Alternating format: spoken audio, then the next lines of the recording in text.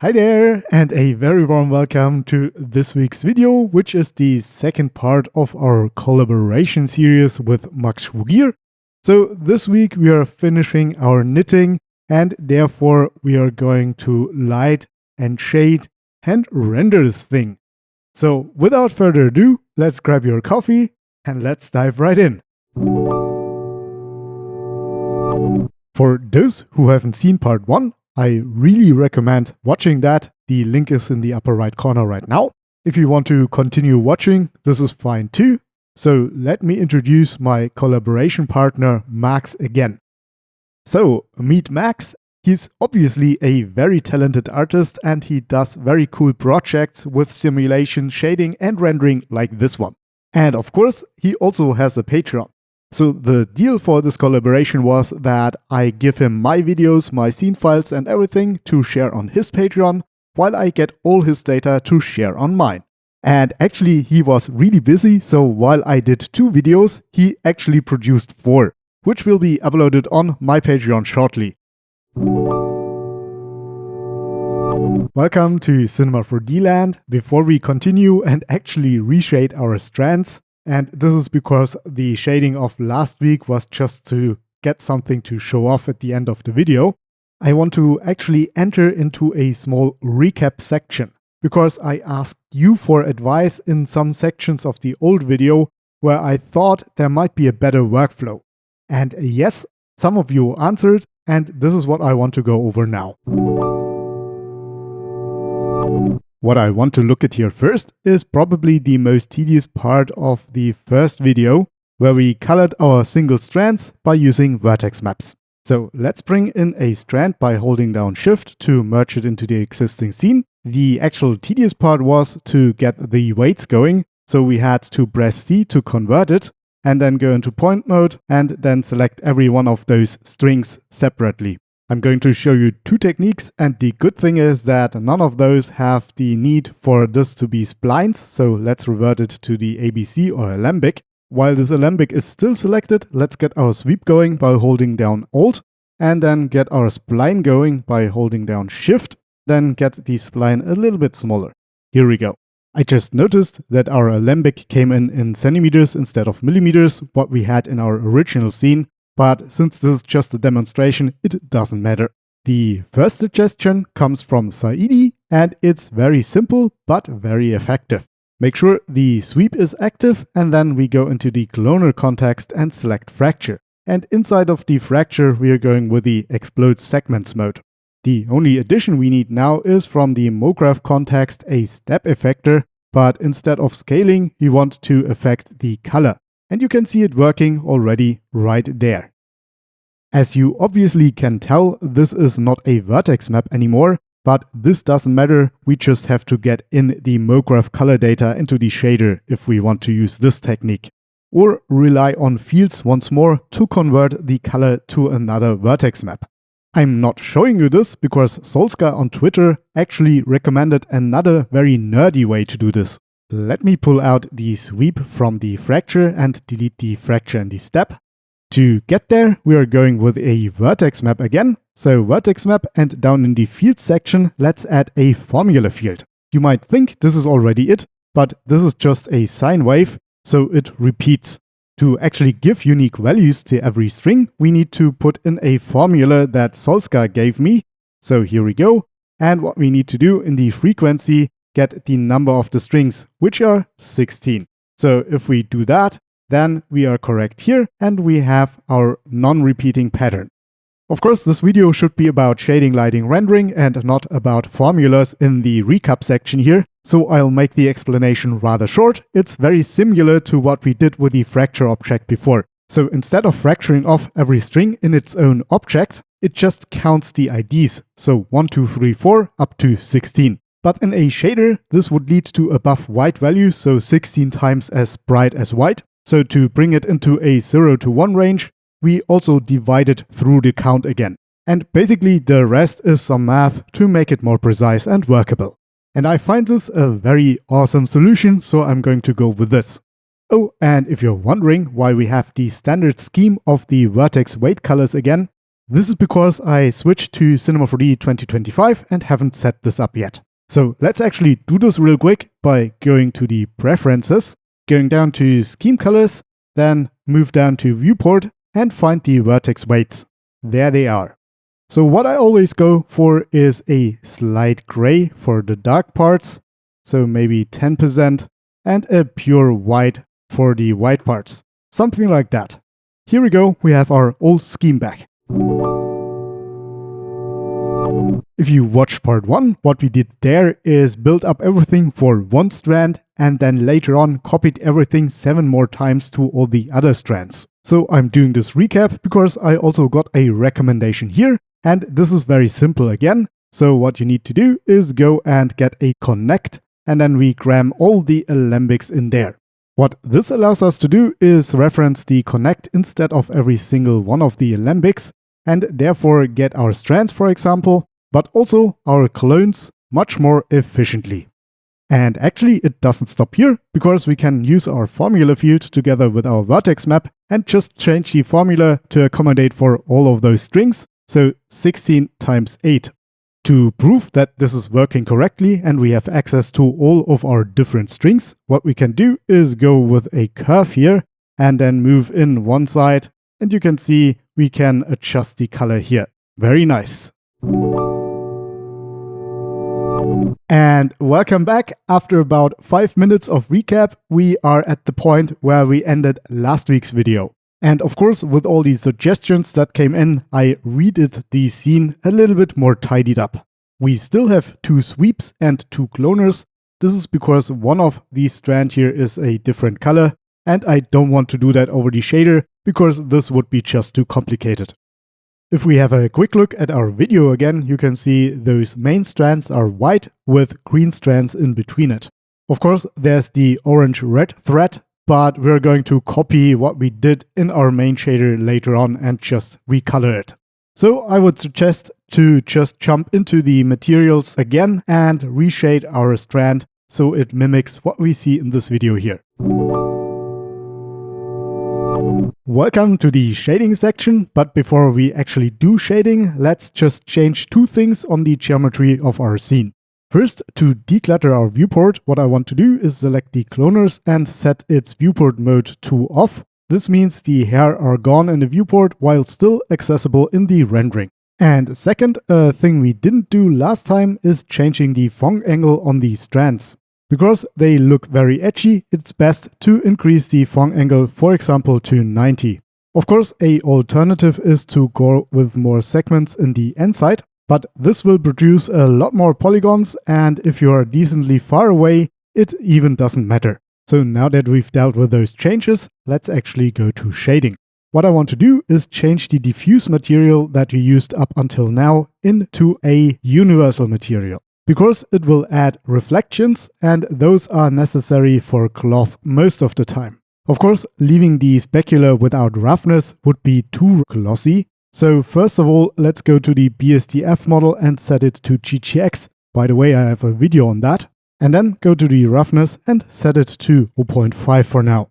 Next, you might want to check under transmission the transmission type, and it should be set to diffuse, not to specular, because we don't want it to be refractive. Alright, let's finally introduce some color now. To do so, let's go to the transmission once more and set it to 0, so we just see the diffuse and the reflection. And while we are at it, let's actually turn off those hairs, because we want to see our threads. While looking at this, I think the bump is still a little bit too big.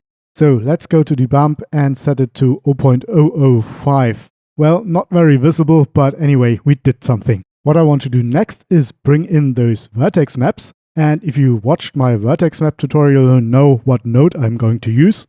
If you guessed the attribute node, you're totally right. And what we can do is drag in the vertex map in the name slot, so it references the name here. Let's actually plug that into the albedo and see if it works.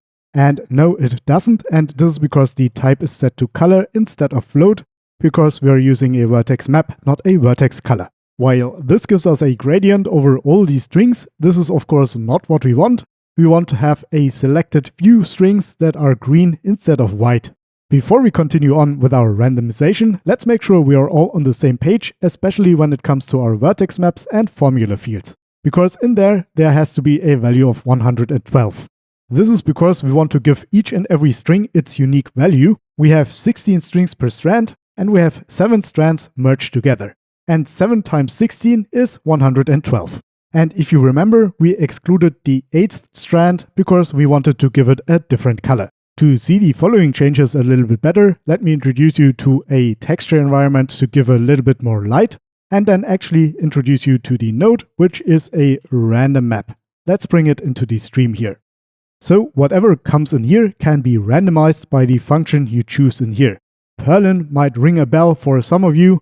It's not a wizard, that was Merlin. It's a noise function as stated here. Now I hear you ask, what has noise to do with a singular input? Usually we know that from a noise texture, for example. To answer that, let's follow me on a tangent.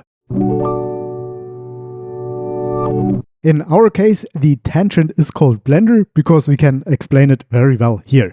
So in our scene, we have a plane and we have a noise material. So if we plug the noise to our plane, we can see it's displayed as expected. What's driving our noise to be darker and brighter is actually a formula that relies on input. So what it's usually input is UV coordinates. So 2 gradients, one from the one side and one from the other side, one green, one red. And those values are piped through the noise function and therefore create our black and white values. If we change the location, for example, then our values change and therefore also the noise. Right now, though we only see 2 of the coordinates, we rely on 3 coordinates to create our noise. This is the function that is very valid in Blender here, because we can set it to 2D, which shouldn't change the noise too much, but also to 1D. And you can see we are losing the vector input and gaining a W input. And if we change that now, then we are moving along our noise, but in a one-dimensional space. So whatever comes in here goes through the noise formula and comes out as a color from black to white on the other side. So the random map is Octane's 1D noise and the value input is similar to the W input that we saw in Blender. Since we get a range of colors in through the vertex map, the noise is doing its job and mixing those colors into different ranges. Now, because noises change gradually usually and not very drastic over a minor change in the input, you also sort of get a soft transition here. To get more drastic changes, you can scale the input, so we are not going from 0 to 1, but from 0 to 100, for example. So we basically make our noise smaller. But because noises are mostly oscillating between black and white, you never get those really random values. To get this, let me introduce you to the hash function.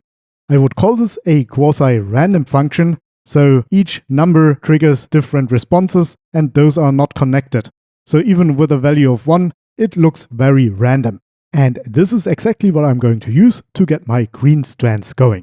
What I need for that is a Octane gradient down here. Let's bring it out and pipe it into the stream. To get a more bool value-like approach where we have one or the other color, let's go from a linear to a constant mode. And now you can see that I can basically turn on and off some strings. So let's basically make black green by going with 100, 80 in saturation and 100 in lightness. And then make it so there are only a couple of small strings in there. So maybe 20%. Here we go. Small tip to make this coherent with what we set in Octane. What we can do is go and set this to step. To bring this shader home, there's a last step I want to do, and this is introduce a color correction, because you know that none of those shaders should have colors that are purely white. Now I could change that in the gradient as well, but this gives me a faster way to fine-tune that. So if we go to the albedo here, this is set to 0.7 initially. So let's stick with this and also go with 0.7 here. To bring this home, before we tidy our node tree, let's actually introduce the transmission again. To see this better, let's turn off the environment and then actually go and copy and paste the color correction. let's branch off the stream after the gradient and go through the color correction inside of the transmission. Small tangent here again, the way this is working is in tandem with the diffuse. So if the diffuse is actually black, then there's all the energy left to go into the transmission. Now, those start to look like rubber bands.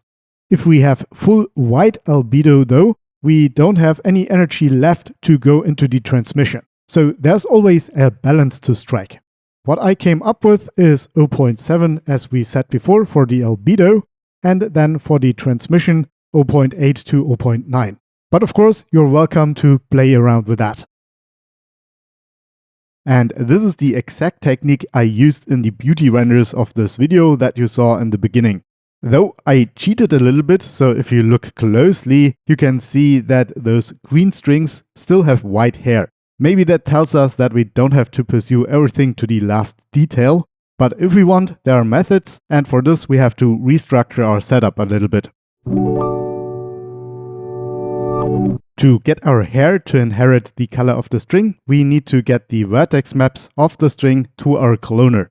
To show this off a little bit better, let's go inside of the cloner, take out those hair, then create a cube with a side length of 0.1 on each side, and then shove it into the cloner. To also see it in a viewport, in the cloner, go to viewport mode and set it back to object. Now, to get the vertex map data over to our clones, you guessed it, we are using fields again. To do that, we need a plane effector, so let's get this there, move it down here, and also, as always, go to the parameters and turn off the position. This time, additionally, what we want to do is set this to custom color. Also, go to fields and drag in set vertex map. This is already working, though we don't see it yet, so let's make it viewable by going to options and turn off the materials so we see the clone color, and then also go to the cloner and its transform tab and go to the color and set it to black. And now if we watch the vertex map, you can see we get sort of the same behavior on both. To see what we're doing in the live viewer, let's make a new diffuse material, call it temp01, turn the diffuse to a black color, go to emission and set a texture emission. Then in the node tree, call for a Mograph shader, so mg, and this is the Mograph color we are searching for, and pipe that into the texture of the emission. Before we assign it, let's make a couple of tweaks. For example, the power should be 1 and surface brightness should be ticked. Then let's see if it's working by applying it to the cloner. Sometimes Cinema 4D needs a little nudge, so let's turn off and on the clones, and now you can see it's working. Let's actually do the same thing for the strands, so let's duplicate the material and call it O2. Go inside of the material, and instead of a Mograph cloner, we want to get a attribute, and here we go. Then, of course, drag in our vertex map, set it to float, and also stick it in here. And last but not least, apply it. So those colors should now match, but they aren't. What you see here is actually a problem that existed for a long time. And this is that the Mograph interpretation is with a gamma, while the vertex map and vertex color interpretation is linear. To prove my point here, I can make them match almost exactly if I add a color correction in here and apply it with a counter gamma. Unfortunately, the problem lies within the word almost, because it looks as if it would match, but it really isn't exactly. And this is because the color shift inside of Octane is using an sRGB color curve, while we are using a power function called gamma. And while this is not a big deal while dealing with raw colors, in our shader here, we are going through a random function with a hash, which relies on very accurate numbers. So even a small decimal change would cause another random hash. And that in the end comes down to the position of our green strands not matching up with the green hairs that we want to produce. And my proposal is actually very simple, to not rely on the random map here, but on the vertex map itself. And I also just learned that, so if you look through the functions that we have at our hand, you can find the Noise-Remap, which actually is very similar to what we have in the random map here. And if we scroll down, we are greeted with our Perlin again. Let me real quick turn off the clones so we have a better look at our strings and its vertex maps. So if we dive into the different noises here, unfortunately there's no hash map, but what we learned before is that we can sort of get there by turning down the scale quite a bit. Also, I played around with the noises before and I kind of liked the cell noise here. And if you're going, what are we doing here anyway? Basically, with this method, the big advantage is that we are doing our selection within the vertex map already, which is then branched off in our map here and also in our clones. So small color differences that can throw off the random map are not of a concern anymore. Let's actually see if that all works out by deleting the random map here and then bringing the shader to the front. And yes, we have our green strings again.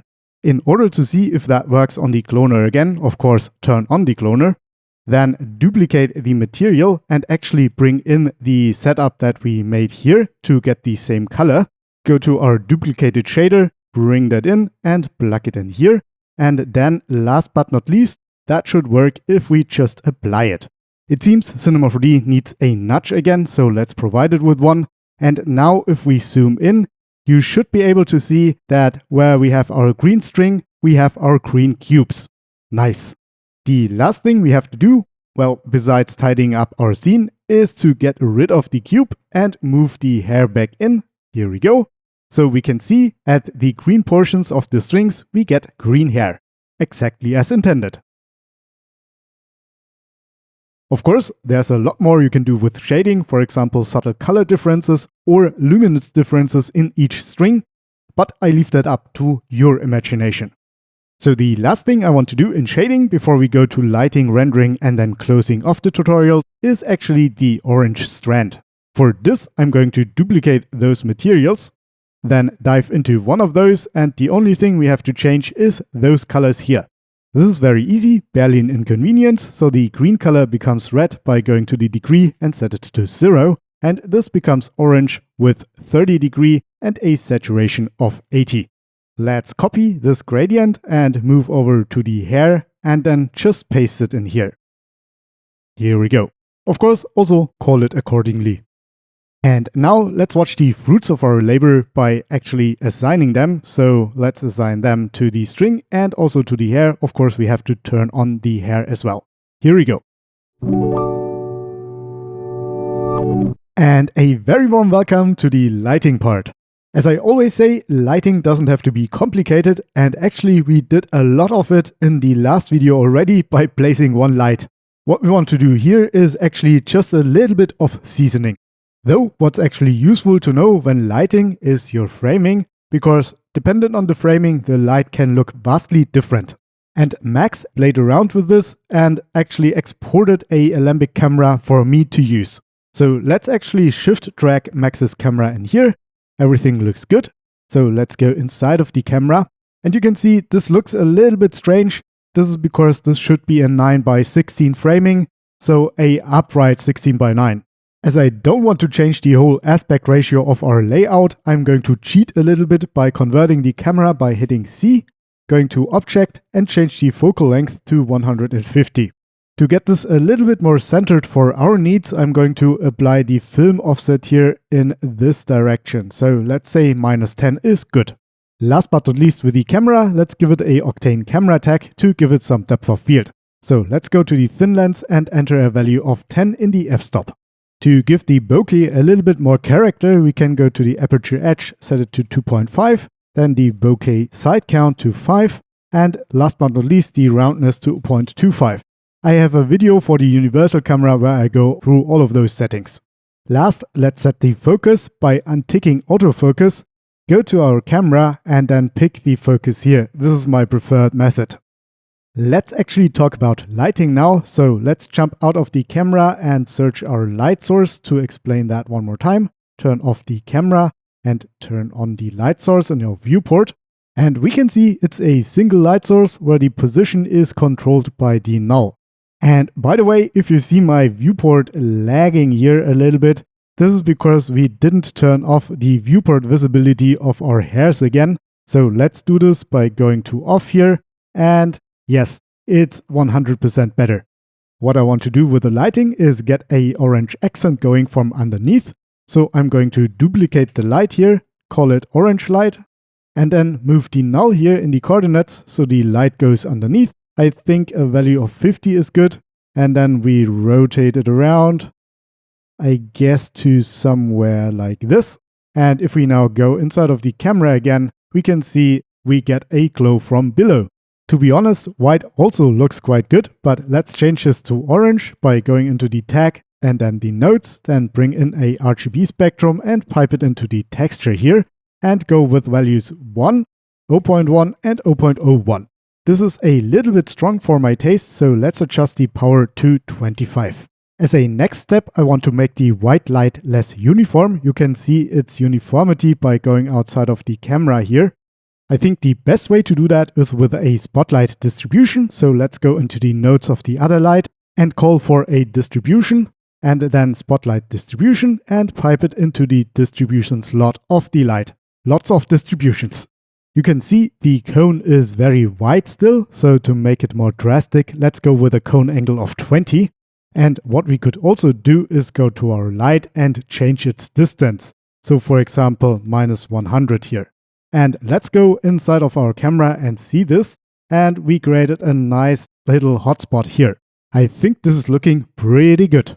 Last but not least, I want to reactivate our Octane Sky as HDRI. So many unintended puns here. Because what I'm doing with almost all of my scenes is giving them an HDRI to get a more realistic base lighting. So let's turn off the other lights so we can see what we're doing and go inside of here and give that a HDRI actually. And we're going with our trusted bathroom, of course. What I want to do for this HDRI is turn it around so we have a kind of backlighting situation. And I think something like this is good, so let's go with 0.25. As I want the background to stay black, let's go with the trick that we always do by duplicating the HDRI, go in its tag, creating an RGB spectrum, setting it to black, and then go to the options and set it to visible environment only. Here we go. And also, as always, let's call this background and the above one HDRI. Here we go. Now, of course, if we turn on our other lights, this will be much too bright. So what we need to do is tune down the HDRI, and actually I tuned it down quite a lot to 0.1. So we have just a little bit of surrounding lighting in there.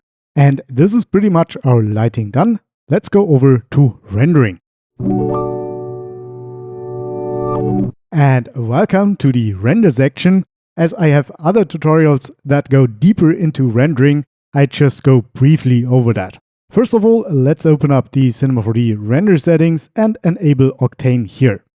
I will set up Octane, as I usually do with my workflow, in compositing with 32-bit EXRs.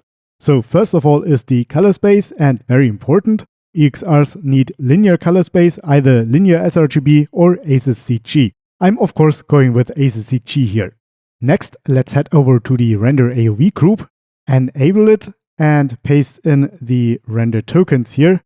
So this is what I usually use. It's a folder below Cinema 4D's folder called renders, and then there's a folder called like the project, in which are files written that are also called like the project.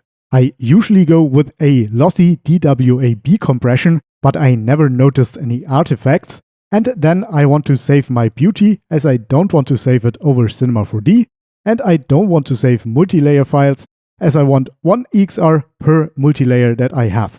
Speaking of multi-layer or AOVs, I'm rather conservative here. Usually I just save my light path. So we have one environment and two lights, so 3 passes, and then we need to go and set those here. Light path ID 1 and light path ID 2. And that's our base render settings done. Of course, we have to go inside of one of the lights, so let's choose the orange one and set the ID to 2 in order to make it show up in the second pass here. The good thing is, when it comes to render settings, the standard settings that come with the path tracing kernel are mostly okay. There are only a couple of settings that I tweak. If you have the VRAM and you want your scene to be at its fastest, then set the parallel samples to 32. And while we are at it, the adaptive sampling to on, because this render has a lot of black space that doesn't need a lot of samples and can be turned off there. Of course, we can tweak 1,000 more settings here and there to gain some seconds, but the most important one, of course, is the max samples. You will need a different max sample level for every scene, but as time goes on, you will learn how to judge scenes and have a good estimate how many samples they will need. Also in regards to denoising that you can do in Octane or in your compositor. If you have no clue how much you would set, then a good strategy is to go with a very high number and then judge from your samples in your scene when it becomes usable. I think around 2000 is good for our scene, so what I'm always doing is 1024 times the multiplicator, which is 2 in our case here. And this is our render settings now. Last but not least, if you want to render an animation, of course you have to set your output from one frame, so current frame, to for example all frames, and then hit render. Closing up, there are two things I want to mention here. One thing is that I actually used the ACES tone mapping. So if you go to Imager, you can tick on ACES and you can see that now the scene is looking a little bit more closely to what you see in the beginning of the video or later on. The next one is a little bit of a gotcha. So if you turn on motion blur in the camera, and I actually recommend the angle method here, time to first pixel inside of Cinema 4D's Octane will increase drastically. I don't know the exact reason, but the cause are the small hairs that are scattered and also need to be motion blurred. Otoy, if you're listening, maybe you can address this in a future build. It would be really nice. And this is it. This was the knitting series. As always, I hope you found something to learn from. You had a good time watching, and thank you very much for staying with me that long, especially with such a long video. I think the next couple of videos are real quick tips. Let's see if I can make this happen. And as always, let's thank those people who made this video possible. Obviously, my Patreons. Especially my €50 tier subscribers, Shields Augustinen, Just a Frickin', and Leon Studio TV. Also, of course, a huge thank you for my €15 tier subscribers, for Die Thieves, Render King, Alessandro Bonchio, Alessio De Vecchi, BVR, Chris Fritchie, Christian Grajewski, Erbe Plus Academy, George Luna, Graham Bagnall, James Conkle, Joel Mackimer, John Edward, Muradan Axos, Nico Straub, Part 1 of 2, Kwok An Dang, Ralf, Random Capybara, Raiko, Renato Marquez, Reshock, Shamus Johnson, Shiro 2049, Terry Wayne Ranson, and Yassin Rupp. Thank you all so very much for making it possible to produce those videos that you all enjoy. Welcome to the knitting room, my friends. Wowza, what a video. It took me 3 days to record, edit and finalize it. So thank you so much for stopping by here at the end of the video and helping me against the algorithm overlords. If you want to show your support, let's post a not emoticon in the comments down below. It's really amazing because it resembles Max's simulation quite nicely. So to not make this any longer than it needs to be, I wish you a great start into this new week. If you're watching this later, simply an awesome time. Thank you once more and happy knitting. Bye.